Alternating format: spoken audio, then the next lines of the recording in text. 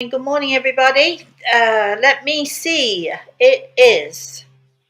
I just check my phone here. Look, it's the 21st. It's Saturday, the 21st of January. How did it get to be the 21st of January? I don't know. It's sort of. It seems to be. This month seems to be whizzing by. So we're going to take a deep breath this morning. We're going to just think about no worries, no issues, no problems for at least an hour. Can we do that? I think we can. Yes, of course we can. Yes, we're going to have fun this morning, and it is story time anyway. So I'm going to tell you a. Hopefully you'll like it. I'm going to tell you a good story this morning. But before I begin my story time, let's first of all say good morning to Chris. Good morning, Chris. Morning, Rosemary. What a nice day it is here in Florida. It's a beautiful day. It's a little cloudy, but it's perfect. Temperature is going to be 75 degrees with some nice winds and a little cloudy sky. So not too hot this morning, not too hot today. And of course, without saying any more, I'm going to say good morning to Grey Eagle, who has his hand on my shoulder, sort of. Yes, he is here this morning giving me strength, giving all of you strength because we need it today, don't we? Yes, we do. We need a lot of strength. We need a lot of positivity. So, Chris, is there anybody there? Yes, and people are still logging in as we speak. Okay, so we'll wait a little bit. And let me see, what shall we talk about? Oh, well, uh, of course, all of you lovely people who have to do your own taxes. I have a lovely friend doing my taxes for me, but still, I have to find all the information. Isn't it fun doing taxes? Don't you love to do the taxes when you have to go through everything that you did the previous year, when you have to count up all your pennies and you have to, hope and pray that the taxman's going to be kind to you? And I'm not sure. Is the taxman kind to us? I've had some very good experiences with the taxman.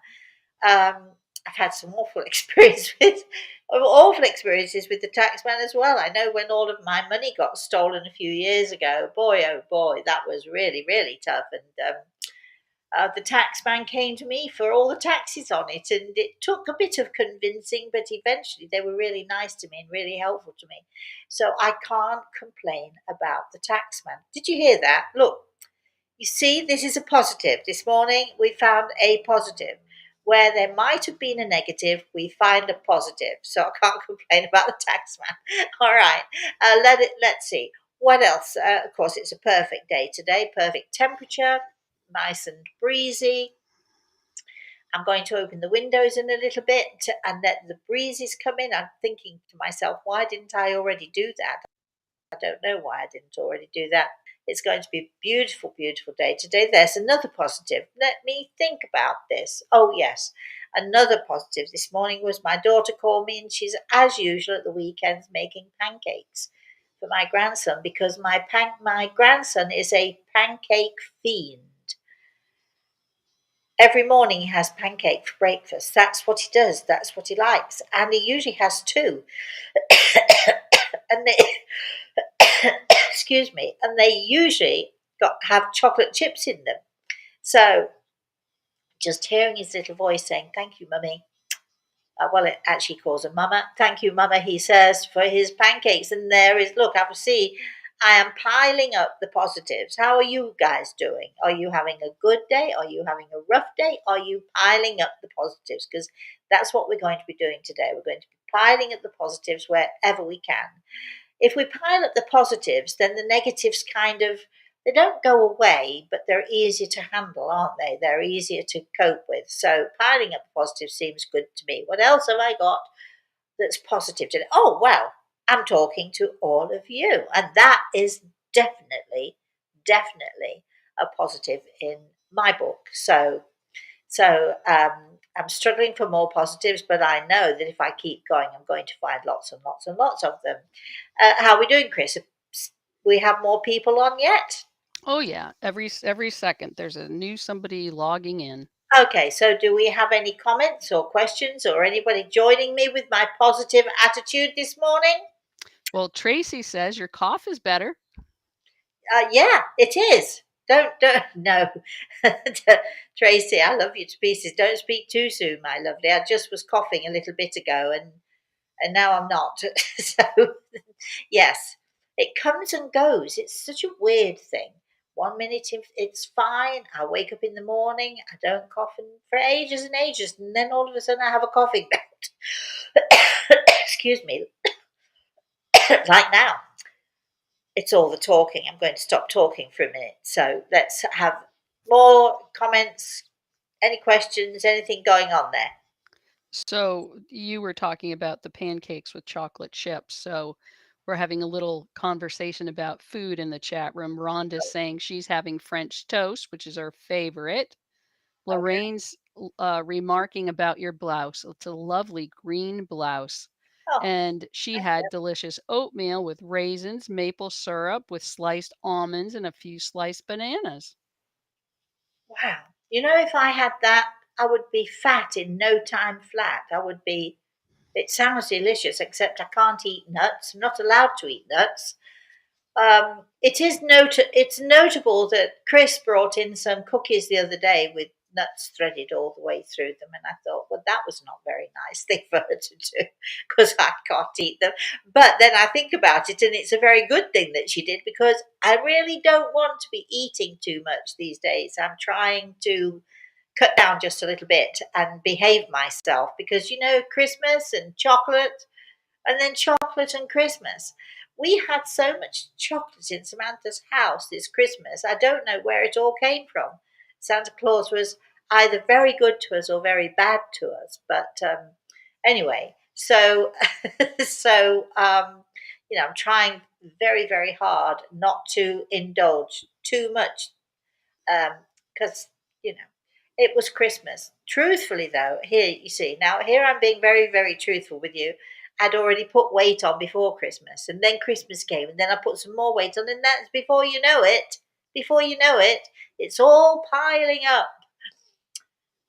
But it's coming off, I can tell you. To promise you now, it's coming off. Oh, but the chocolate's so tempting, isn't it? Keep going, Chris. Who else have we got? Judith is very happy to join your positive group. Good, Judith. Yay. Eric is sending healing. Cheryl says, I was at the beach pier yesterday and saw a cloud that looked like an angel. Well, Oh, maybe it was. what beach would that be? Can you enlighten us as to what beach that would be? Yes, I love the beach. Isn't it nice going to the beach? It's difficult when you've got the builders in, and you've got things to see to, uh, and then you come upon a problem and you think you fixed it and everything's getting fixed, and then another problem occurs, and then you get that's I guess that's what having your own house is all about, isn't it? Just the issues, the woes, the worries just keep coming and coming and coming. There is something to be said for renting and allowing your landlord to deal with all of that stuff. I think that the next place I move to, I'm not even sure that I would buy. I think I would rent because then you can go away, and if the water leaks through the ceiling, the landlord can see to it, and all of that stuff. I think that sounds to me like a very positive idea. Anyway, keep going, Chris. I'm laughing. Gary says, I'm positive I have an attitude this morning. Oh, that's funny. That's very funny. Were your ears burning the other day, Gary? Because we were definitely talking about you. I'm assuming it's my Gary, but who knows? It It might is. be. It might be a Gary. I don't know. I was talking about Gary. I was talking about when we went to the Greek islands, and when you were carrying my bags all the way to the Greek islands, and didn't we have fun? And didn't we have so much good food? It was so good. Good food. By the way, I made schnitzels the other day. Um, my neighbor gave me this meat and he said, do something with it. And I said, what is it? He said, I don't know. So I looked at it, I came to my own conclusions, and I made some delicious schnitzels. I'm not sure Chris was enamored. I was going to have them the next day for dinner, but Chris said, not eating them again. So, okay then. So, but I loved them, and my neighbor loved them, and they were delicious. Do you remember, Gary, the delicious food that we used to have in Greece when we were in the Greek islands, and how your belt broke because your tummy got so fat? I remember those times very, very well. Oh, yes. Okay, Chris, keep it coming. Cheryl said Foley Beach or Folly Beach, South Carolina is where she was. Oh, right. I might have been to South Carolina. Is that anywhere near Edgar Casey's place? Isn't that somewhere That near would have there? been Virginia Beach. Oh, right. Nice, very nice beach. Did you come with me there, Chris? I can't I remember. did. Karen and I did. Wasn't it a nice, nice beach? Wasn't it a nice place to be? It was All great. right. I think I think we're ready. I think we're ready and we're raring to go. And after all, it is Sunday, and after all, it is story time. So here we go then. I promise, because somebody asked me, they read The Eagle and the Rose. I think it was The Eagle and the Rose. They'd read one of my books and they'd said to me, whatever happened to John Michaelides? And so I thought, why don't I just remind you all and tell that story again? Because it is an amazing story. And I think sometimes, and especially when we're having a negative day or a negative time and we're trying to be positive, I think sometimes it's really good to remind ourselves of the unusual and special things that can happen around us, often when we're least expecting it. So here we go, once upon a time, as all good stories must begin. You know that I always start that way. I was in Greece. I was going to tell you which island I was. I was in Crete. There we are. Right, so I was in Crete, and I was in Crete with my boyfriend at that time, and my daughter would have been maybe 14 or so, 14, 15, something like that. Anyway,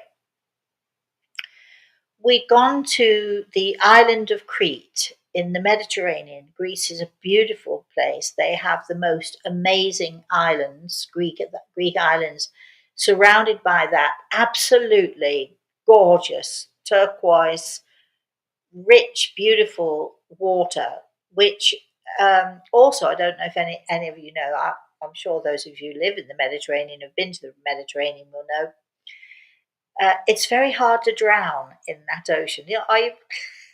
Is it? No, it's not an ocean, is it? It's a sea. Anyway, it's very hard to drown in the Mediterranean Sea, ocean. Somebody's going to correct me, I know, and I'd like you to, please, if you know. Anyway, all right. So, and I'm saying that it's hard to drown because the waters are very, very salty, and that means that they're very buoyant. So even for someone like me who is not good in the water, I can't float. I'm too terrified to learn to float. I can swim, but only just. In my pool, when I'm by myself, I can swim up and down and up and down and can have a nice time. I can do that. But anything bigger than that or more than that is no, not for me. And if too many people get into the pool and they get all splashy, stuff like that, I'm out. You'll see me get out immediately. Anyway, so I'm not good in the ocean, but in the Mediterranean Sea, you can float. There is a danger when you're terrified of the water. There is a danger. You do think to yourself, if I close my eyes and float, I might float too far out, open my eyes and look back and see the shore too far for me to swim.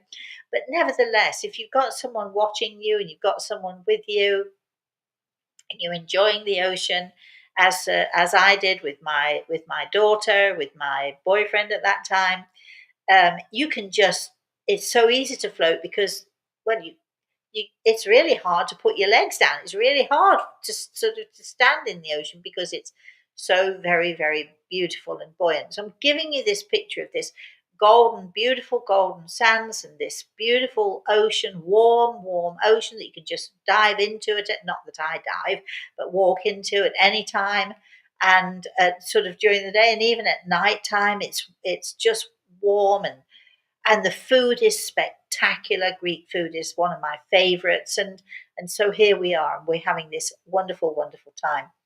And we came off of the beach this particular day, and we were driving back to the apartment complex that we were staying in. And we'd done this before, and we'd noticed on previous drives, we'd noticed a restaurant that stood out just a little bit off the beaten track from where we were, but we could see it because it was sitting sort of high up in the hills. And so this particular day, we said, why not? Why not go see, investigate?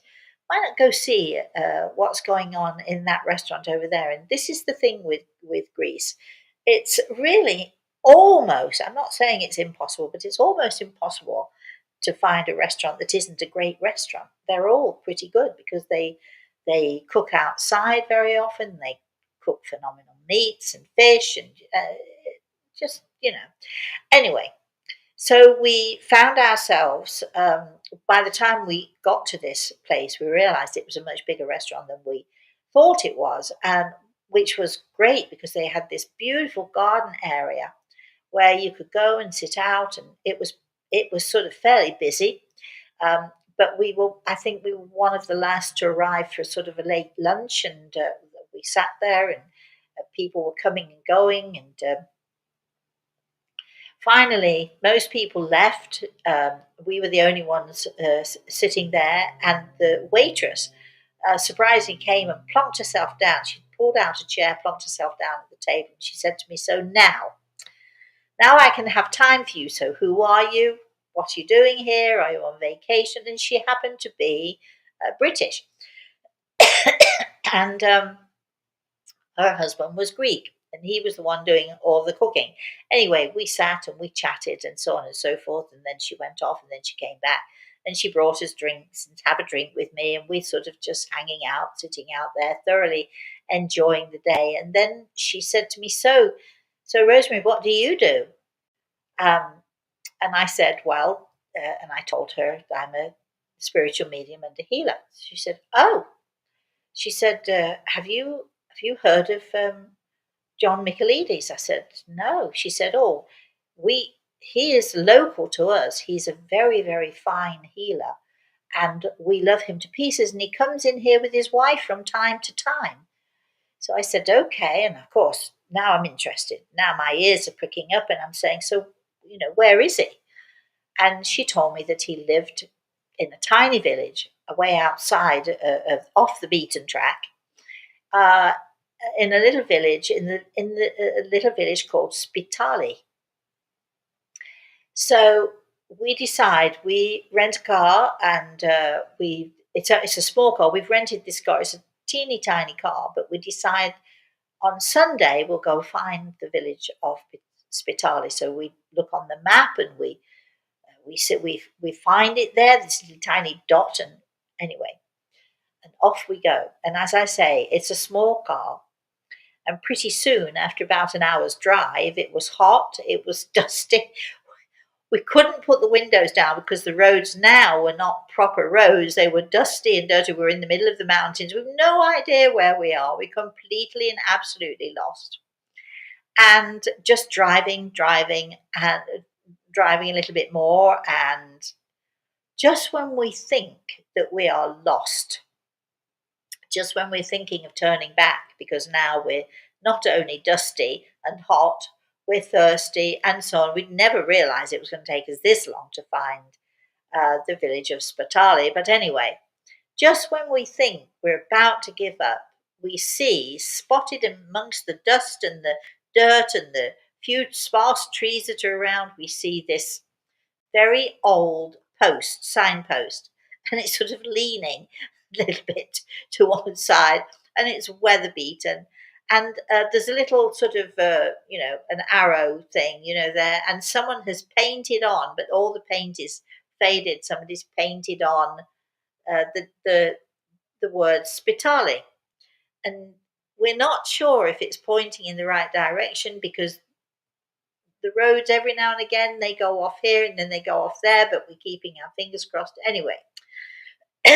So we eventually we uh, we drive and drive, and there are hardly any houses anywhere. There's no traffic at all, and eventually we sort of the road is a fairly narrow one that we're driving on, and then all of a sudden it sort of comes. The road sort of goes out into, I guess you could call it a square, but it was really just a square of dirt, really, a big square of dirt where perhaps cars could turn around, sort of, and we there were no, as I say, no houses, no shops, no nothing, nothing. So we drive into the square and there's nobody, there's no signposts, there's nothing to indicate that we're anywhere near Spitali, except it does look like a village square of sorts, except, as I've said, no shops, no nothing, no signpost, no nothing, just a square of dirt, and then in the distance the road goes off again. So my boyfriend is driving, and so we're sitting in this square and no one's around. So he decides, well, I'm going to just drive through here and then I'll turn around at the end. And he said, we're just going to have to go back. So we drive, and as we're driving across this square, a man appears out of nowhere.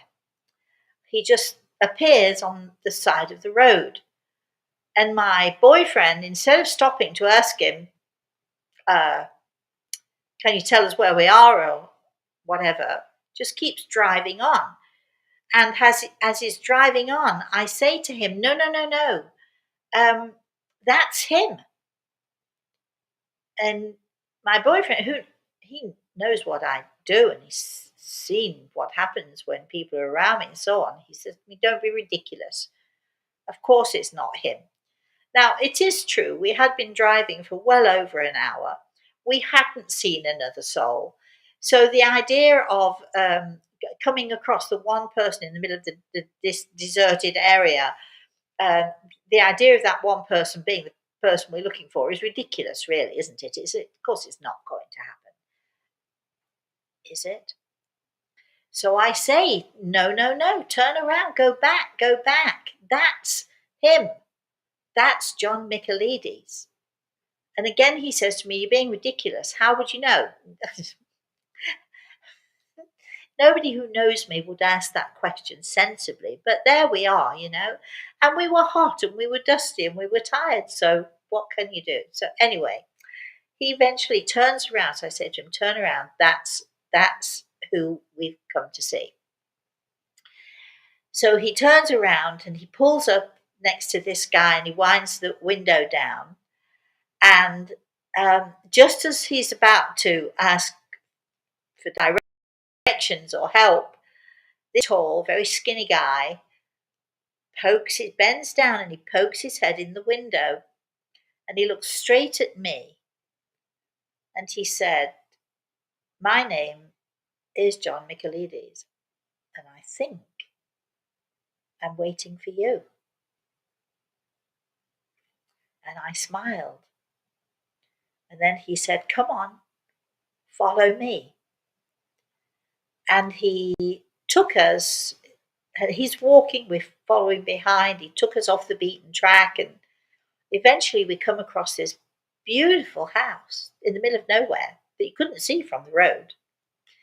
And he walked us in. This is his house, and he invited us to come in, and his wife came out, and she's smiling and very welcoming.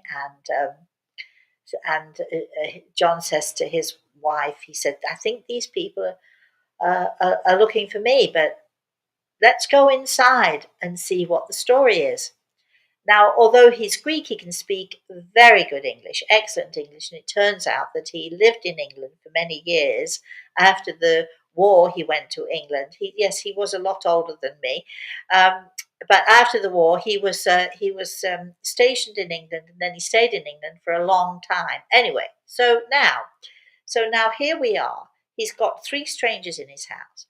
His wife comes bustling in. They sit us down. She comes bustling in with a huge tray of watermelon, big, fresh chunks of watermelon. And of course, we're hot and we're thirsty and we haven't had anything to eat.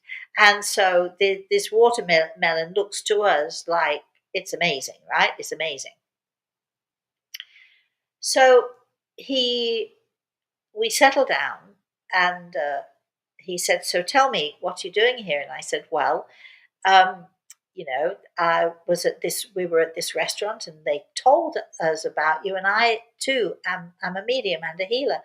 And I was fascinated by the fact that there was a healer in the middle of nowhere in this beautiful island. And I hope you don't mind, but I really wanted to meet you." So now he tells his story. And John Michaelides, a healer, yes, and also a water diviner. And that's how he made his living on this beautiful island of Crete. When people wanted water, they would ask him to go and search water out on their land for them. And he was very good at it.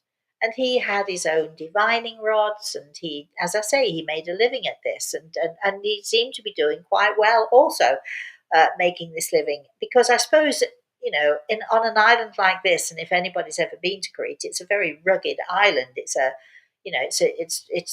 very dry, very arid, and so I guess water is sparse, but apparently he would always find water for his clients.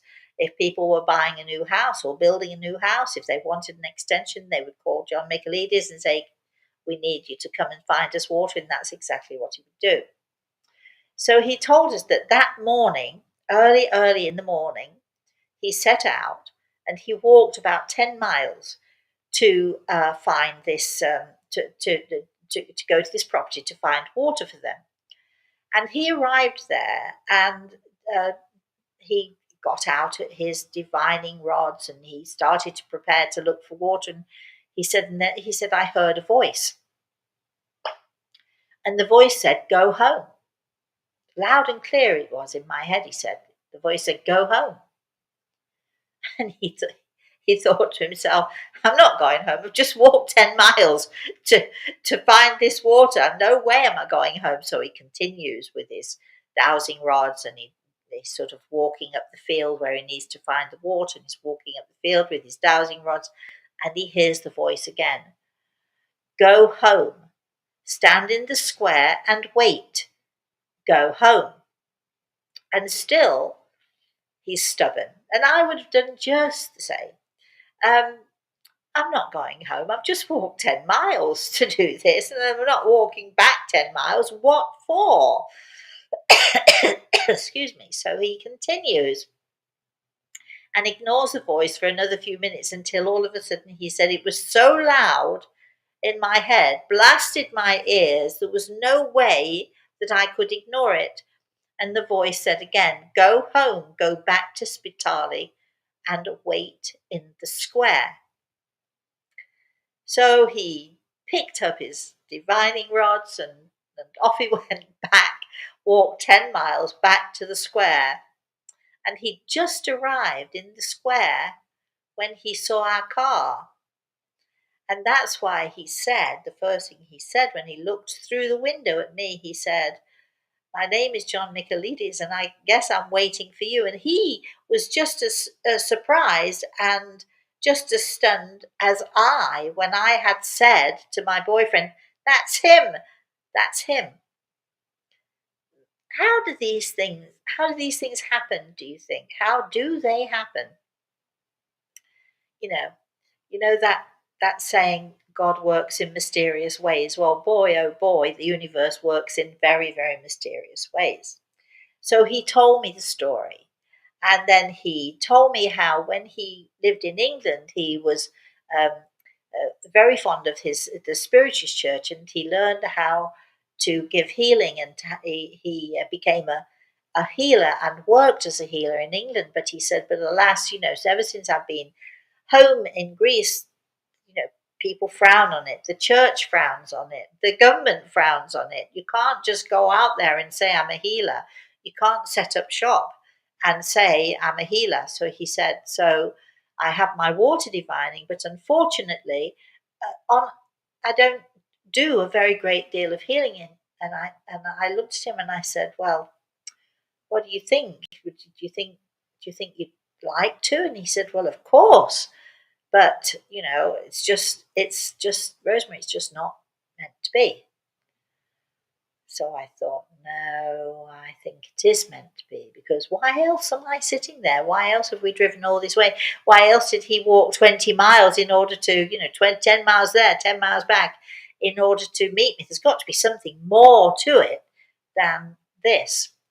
So then he said to me, I'd love it if you would come. I'd like to show you my sanctuary.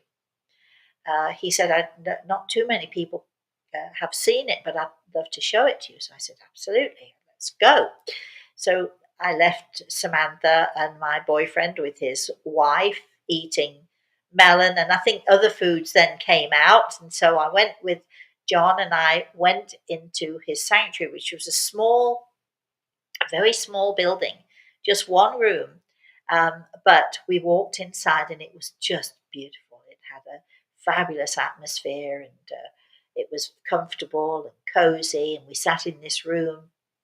And he said to me, Rosemary, he said, even though I've been a spiritist for many, many years, and even though I was a member of the Spiritist Church for many years in England, he said, I've never had a message from my mother.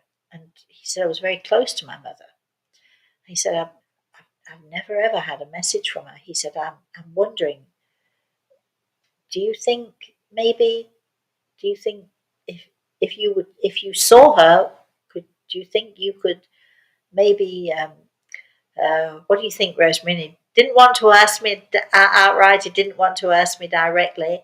So I said, oh, I said, you mean the lady standing next to you? And I described her. And here we go. Wait a minute. I've lost the plot here. Hold on. I've got to go. Know exactly what I've got to do. There. Click that. No. Oh, crikey, Riley. Oh, let me get my glasses on. Can you still see me, Chris? I know you guys can see me, but I can't see you. Can you see me, Chris? Yes, we can see and hear you. Okay, wait a minute then. Let's do that. And then let's do that. There. That should work. There.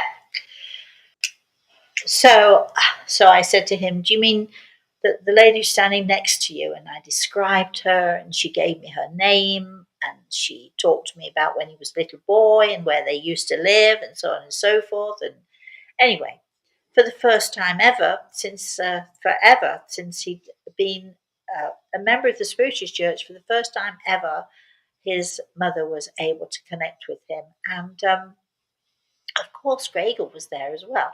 And he's sort of tapping me on the shoulder because he remembers this very well too. And so we talked to his mother, and then eventually we talked about what I was doing there. And I said to John, I said, you haven't done healing for many, many years, but you are still a healer, as you know. And he said, and I said, Gregor tells me that the time has come for you to begin again, to work as a healer again. And he looked at me, he blinked, but he said, how? He said, it's it's against the law. I could get into serious trouble. I said, I don't know, John. I have no idea how it's going to work. All I'm told to tell you is be prepared. And I said, and that's what I'm doing here. I'm here to tell you to prepare yourself, because you'll be working as a healer again. Then we went back to the house and we had a wonderful time.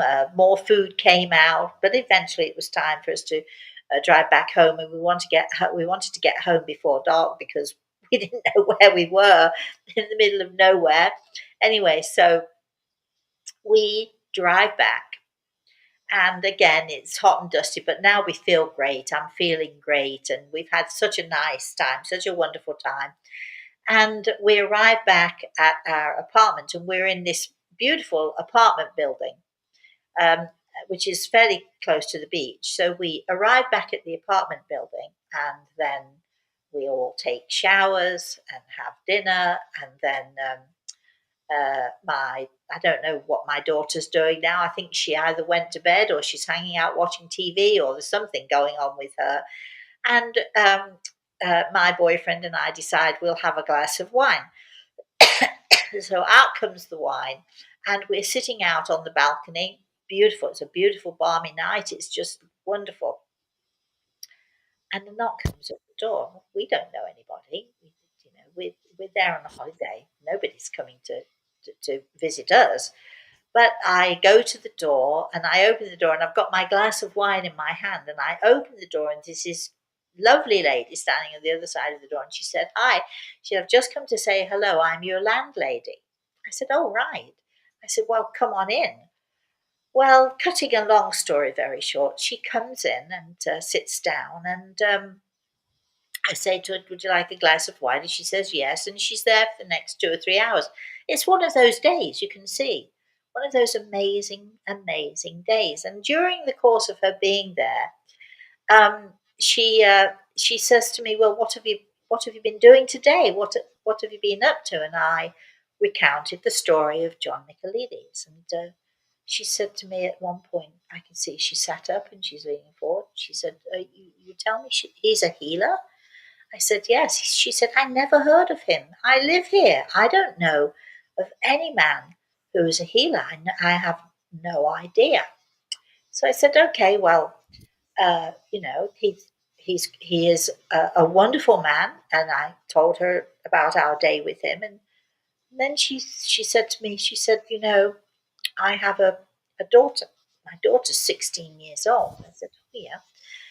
She said she's a beautiful girl, but she has a problem. I said, "What is it?" And apparently, her 16-year-old was suffering with curvature of the spine. So she said to me, "Do you think that John Michaelides might take a look at her for us?" And I smiled to myself. The ways of the universe are so mysterious, aren't they? You get in a car, you drive in the middle of nowhere, you meet a man you've never met before who's waiting for you. He doesn't know why he's waiting for you, but there he is. It's all about trusting, isn't it? It's about trusting, listening, paying attention. And then here we are, perhaps with his first patient. Maybe. Remember, he was told, it's time. It's time for you to start your healing work again. So I said to her, "I'm sure, that." I said, why don't I call him and see if we can come by?" She said, "Do you think we could go back tomorrow?" And I'm thinking, geez, that's a bit quick. Anyway, the next morning at about 8 o'clock in the morning, my phone rang, and it's this lovely lady again who calls me and invites us all for breakfast. Now, she has the penthouse suite right across the whole top of this apartment building because she owns it all. So we go up there, and oh, we have the most fantastic breakfast. She's made goodness knows what, and the entire family are there, her husband, her kids, the little 16-year-old who's there, and they all want to know about John Michaelides, and they all want to know how come in their own backyard there is a healer, and nobody's ever heard of him. And I explain things, and then I say, "Well, why don't I call John and see when he can see you?" And sure enough, John said, "Of course you can come." So we all pile back in the car again, including this lovely lady and her daughter, and uh, off we drive again. This way, we know that even though we're driving in the middle of the nowhere and there are no houses, no signposts, no nothing, we know we're on the right track. We see that little sign, and I can still see that sign in my head as I'm telling you this story. We see that little sign that wooden sign sort of half tipped over. Um, the word Spitali faded on that little sign, but nevertheless quite clear to us. We can see it. And there, as we arrive in the square, there is John waiting for us again, ready to guide us to the house. And so we all pile in, and John's wife, Maria, is again very welcoming, and she makes us long haul drinks. And again, out comes the watermelon because she knows how much we love it. And she's got little sandwiches and cookies and different things for us to eat. And I introduce the family, and I introduce this little 16-year-old to John. And the next thing, they're doing their thing. And I'm obsolete. Now I've done my bit. I've done what I'm supposed to do. And John takes the mother and the daughter, and he takes them into his sanctuary. And that is the beginning of John Michaelides and his patients, who I was told a couple of years later, are beating a path to his door. He was a healer then for many years, practicing until he himself eventually became sick. We kept in touch from time to time. He's a wonderful man, but how how does God know to find someone in the middle of a desert, right? How does God know to send us to Crete, or did he? Or was it, what is it, an accident? What's going on? To go to that one restaurant. Why don't we try spontaneously? Why don't we try that restaurant up there? Yes, it's a bit out of our way, but why don't we go and investigate? And that wonderful lady, the lovely waitress who happened to be the owner as well, she and her husband own the restaurant. Uh, had it not been for her, we'd have never found John Michaelides. And when you look at life and you see the steps that people take, and you see the steps that you take, those steps are leading us somewhere. They're always leading us somewhere. And they're always leading us to learning, and they're always leading us to growing, and they're always leading us in a very positive way. It's so hard these days because everybody's on their cell phones and everybody's got their earplugs in. Nobody's listening. Nobody's paying attention. Imagine if John Michaelides had walked to that field with his earplugs in, playing music. He would have never heard God's voice say, "Go home, go back to the square and wait." He would have never heard it. And for all of you who have your earplugs in all the time, or you're on your cell phones all the time, how can you possibly hope to hear the voice of God, to hear the voice of your angels, if you're never listening? You know, our loved ones in the spirit world, our angels in the spirit world, the voice of God Himself, they can only do so much. They can't stand in front of us and, well, they do actually wave at us. If we're not looking, we're not going to see them. If we're not listening, we're not going to hear them. And this is a story of just a miracle. I felt a part of that miracle, and I felt that I was able to um, set John Michaelides on the right path again. It is time, he was told. It is time for you to begin again. It is time for you to begin your work again. And sure enough, you know what happens? Somebody tells someone, who then tells somebody else. And before you know it, that's how people learn to beat a path to my door.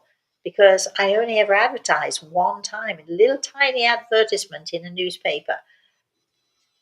But people tell people, and then people tell people who tell people who tell people. And word of mouth, I think, is the best recommendation. And I remember John writing to me one time and saying, "I've never been so busy and I've never been so happy." God works in mysterious ways. And when we think about those ways, and when we think about the miracles that happen, and especially if we've been a little part of that miracle too, how can we doubt and despair? Well, we do, don't we? Because we're human, and we do despair, and we wonder, oh no, when is the When is the other shoe going to drop here? When is something else going to happen? And on and on. We can get so down and so depressed about the things that are happening to us, and we're human, and of course we do that. But I think that story of John Michaelides tells us, shows us that, have faith.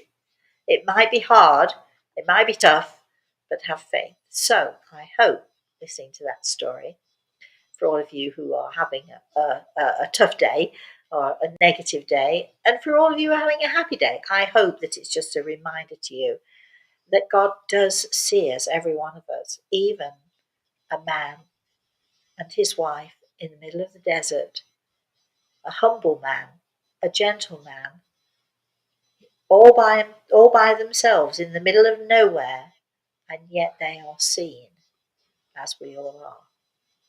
And that is the end. The end. Okay, all right. That was a long story.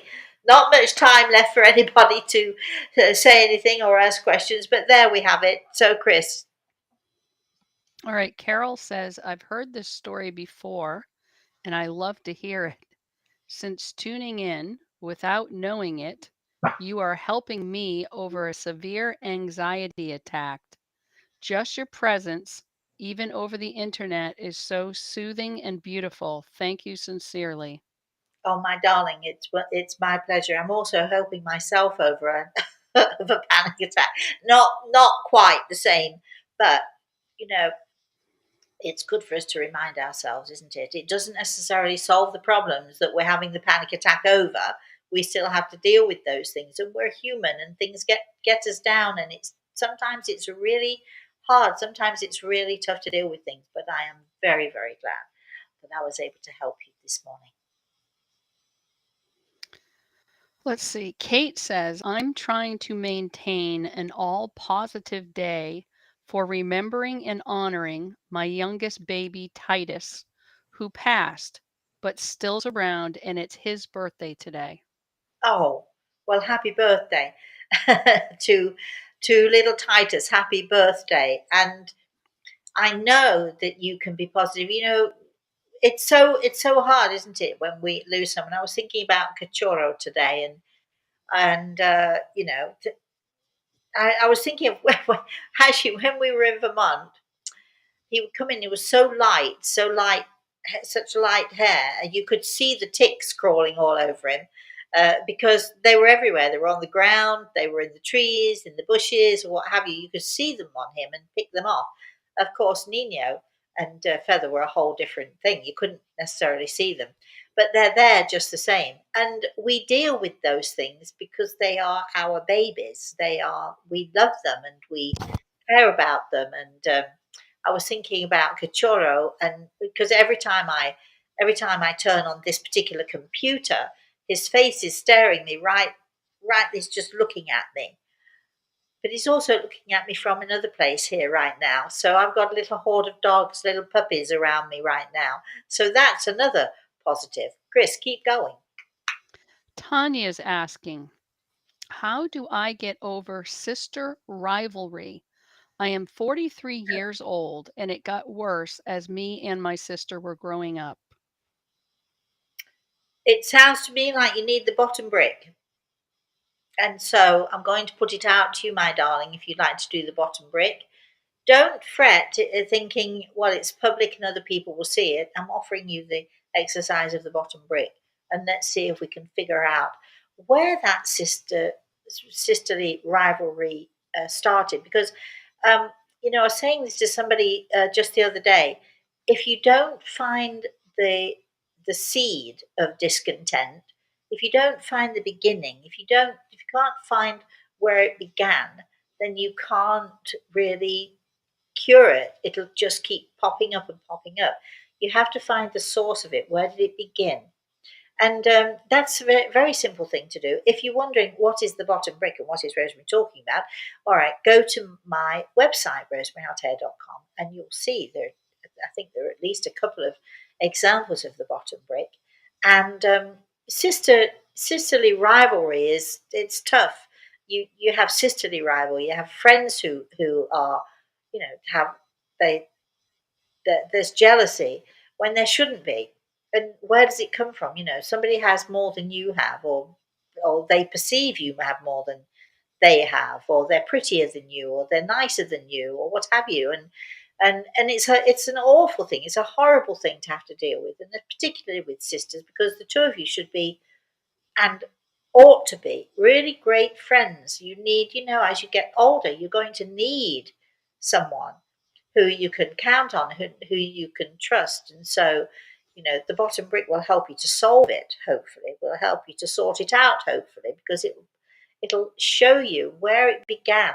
And when you see where something began, you begin to understand how it happened. And once you understand how it happened, you can fix it, you can deal with it, I promise you. Go to the website, take a look at the bottom brick exercise, see if it's for you.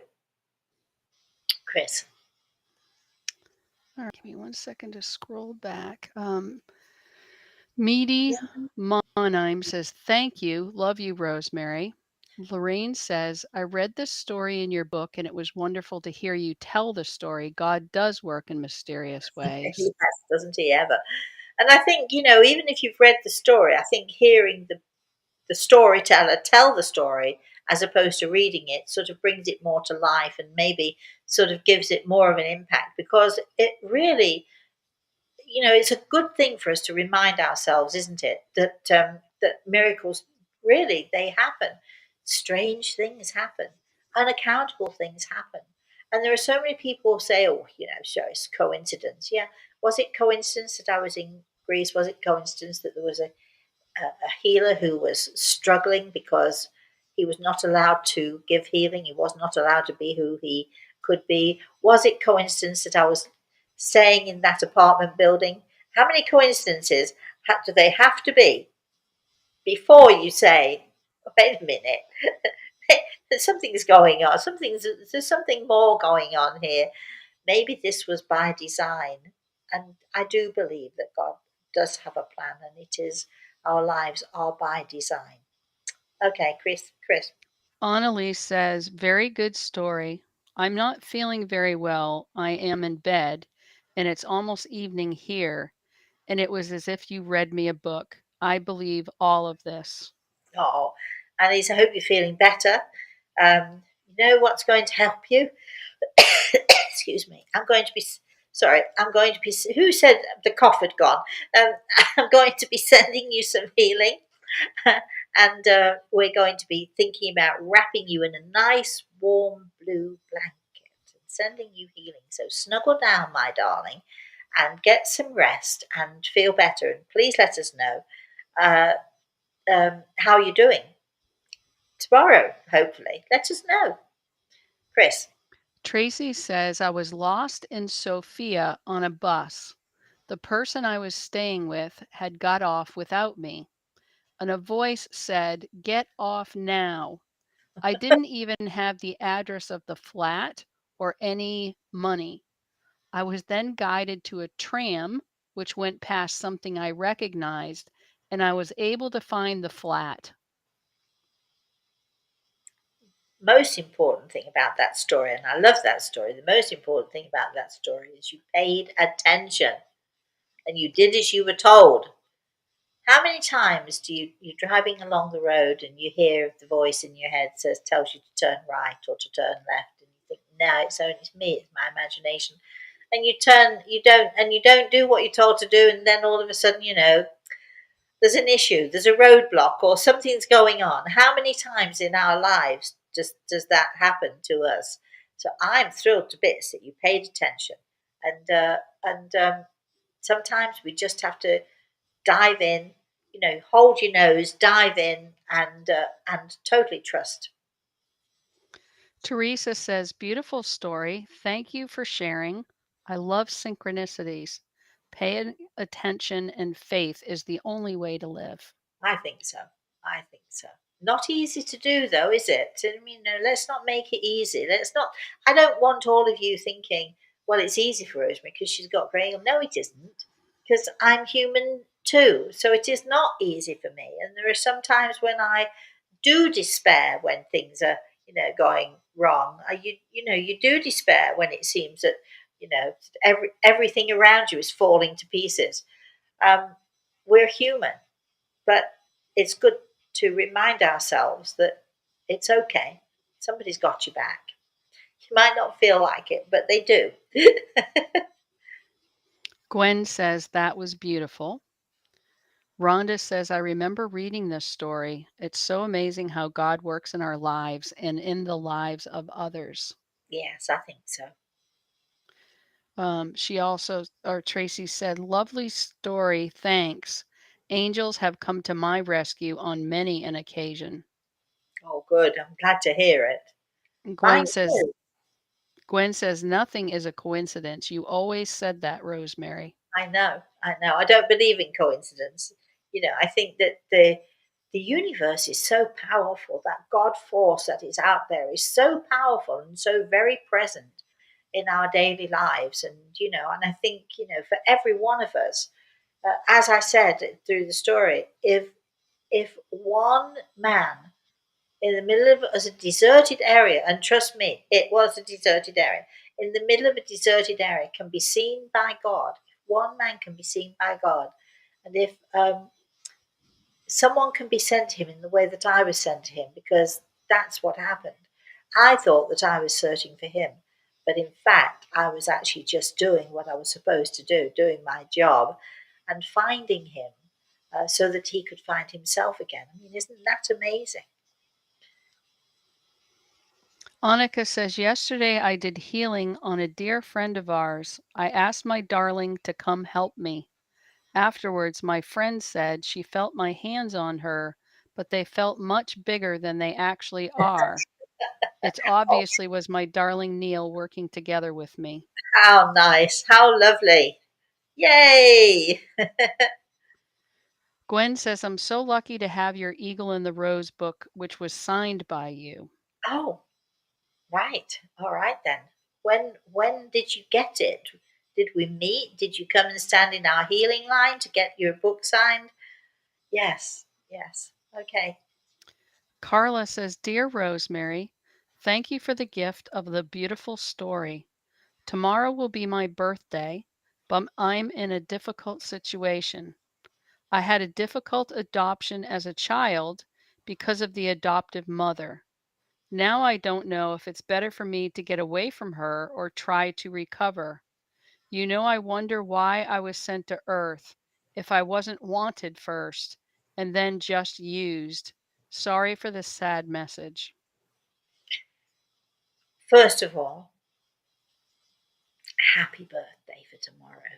No matter what, and no matter what the situation is, will you try to think of me and think of all of your angels surrounding you? Will you try, please, to have at least a little time of being happy and enjoying your birthday? Second of all, sounds to me like you're another one. You're another candidate for the bottom brick, and I'm happy to do it for you if you'd like me to. If you think, any of you, that you think you might be a candidate for the bottom brick, figuring out why, what, how, what's going on, why did I end up in that place, and so on and so forth. If you want the bottom brick, go please, or you think you might benefit from it, go to our website and you can see some examples. And we'll be very happy to have you. We love doing the bottom brick. I would be very happy to have you as a guest to do the bottom brick. And when people do the bottom brick, they so inspire others, as you will see. So go, check it out. Go find the bottom brick, check it out, and if you feel you'd like to try, then we can arrange it. And if you feel you'd like to try, all you have to do is email us, Rosemary at rosemaryaltea.com, or Chris, Kris, at rosemaryaltea.com, and put in the subject line bottom brick, and then we'll know what it is you want from us and we can see to it sooner. Okay, Chris, I think, are we out of time? We are right at time, Rosemary. Okay, so I think that that's it for today, then, everybody. And I'd like to say thank you all for your healing because obviously it's working. I mean, my cough is, see, it's getting better. This is what happens. We get better. The more positive we are, I spoke too soon. The more positive we are, the better we get. That's absolutely it. So thank you very much, everyone, for joining us. We should be back next Thursday, hopefully, with our The Spirit World Sees All, same time, same place, same link.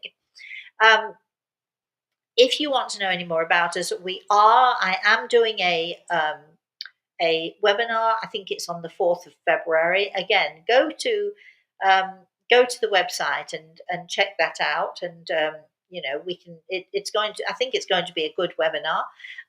And so go get your tickets. Go sort yourselves out. If you want some fun with me, that's what you have to do. For those of you who would like a consultation, again, email the address. I think it's up there somewhere. So email me and put in your subject line, put in consultation. So whatever it is that you want, or whatever it is you're looking for, and if it's just information, just put information. But do please, all of you, because we get so many questions, we get so many people wanting stuff from us, and if you go to the website, a lot of your questions will be answered. You'll know where to go and you'll know what to do whatever it is you want to do. So go to the website and check it out, because it does have some really, really nice stuff up there. And we share a lot with you guys because we love you. So, again, email us, Rosemary at rosemaryaltea.com, and, or go to the website and you can find out more. All right, that's it for now. Please, please, please, everybody, thank you for joining us. Thank you so much. Um, thank you, Chris. I'm thinking, where am I now? Thank you, Chris, for your time and effort this morning. So thank you to everybody for joining us. Last but by no means least, thank you to Gravel, because, well, why not? And he's wonderful. So please, everyone, have a very, very blessed rest of the weekend. Enjoy yourselves, and hopefully I might see you on Thursday morning at 11 a.m. for our The Spirit World Sees All. Thank you so much, everybody. Thank you for watching. God bless you all.